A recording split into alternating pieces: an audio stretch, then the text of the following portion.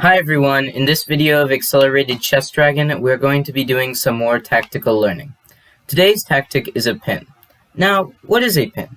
A pin is a situation when one piece prevents another piece from moving because of reasons such as material loss or because it is simply illegal.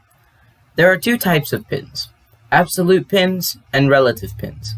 Absolute pins are pins where the piece behind the pinned piece is the king, thus moving that piece is illegal. And a relative pin is when the piece behind the pinned piece is not a king, thus making the move legal, but it is usually bad to move that piece because of a reason such as material loss. I also want you to think about which pin is being used in the examples.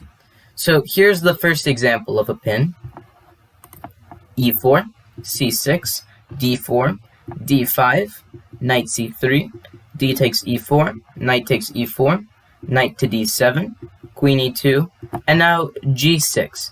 A dubious move since white can play knight to d6 and this is checkmate.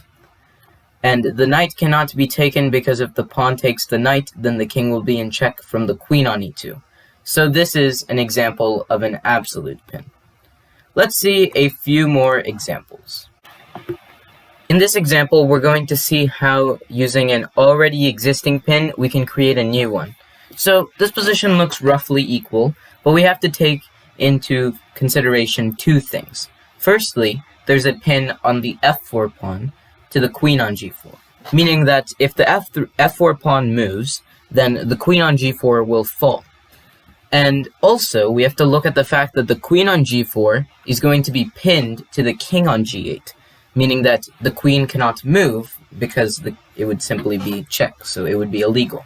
So taking those factors into consideration, white can play rook to g3. And this utilizes an absolute pin and a relative pin. Because the absolute pin is that black cannot move his queen to like the f file or to the h file because the rook is simply pinning it to the king. And this utilizes a relative pin because you cannot simply grab the rook with f takes g3, because after queen takes g4 check, white is up material and he can easily win this game. In this next example, we're going to be seeing how pins can be used in every direction. So here, the position, again, looks roughly equal, but white can play queen takes d5. And this is basically a combination of absolute and relative pins.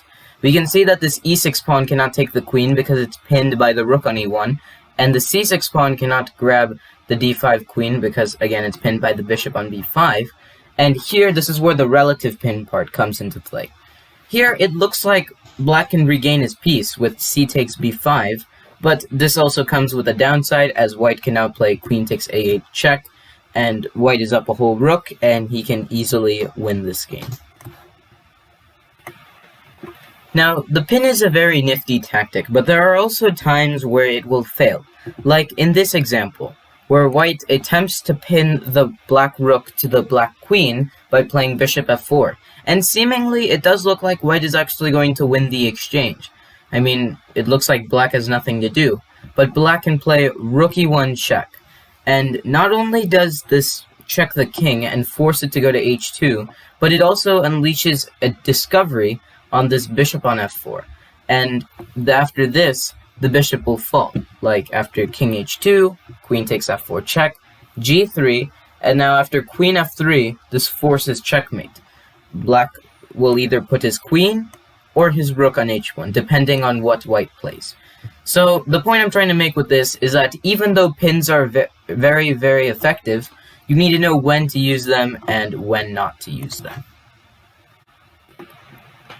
So now that we've seen how pins can be used, we're going to try doing some examples on our own. So how it's going to work is I'm going to show you some puzzles, and you can pause the video if you want to try solving it, and then I will go over the answer. So this is the first puzzle. It's white to move, and how will white utilize a pin to win material?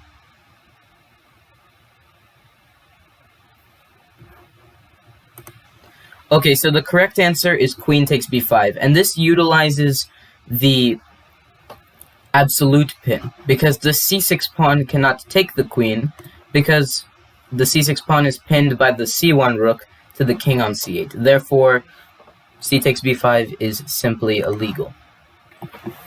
This is the second puzzle. Yet again, I encourage you to pause the video and try finding a way that white can utilize a pin and win material.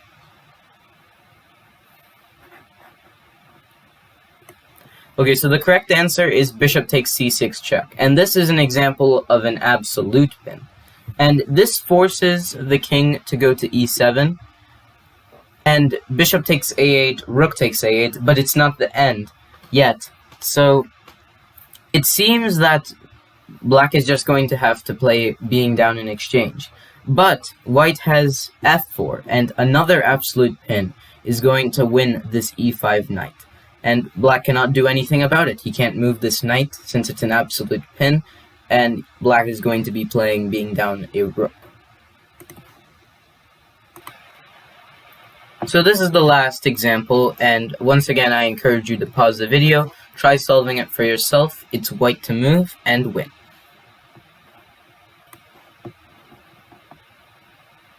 Okay, so the correct answer is rook takes e4, and this utilizes a relative pin, since the d-pawn can take the rook, but this allows rook takes d7, and now we can see that after, say, rook takes d7, white has a queen and a minor piece for 2 rooks, and he can easily win this game with no trouble at all. So I hope you enjoyed this video, and if you have any suggestions or feedback for me, please let me know in the comment section, and stay tuned for more chess.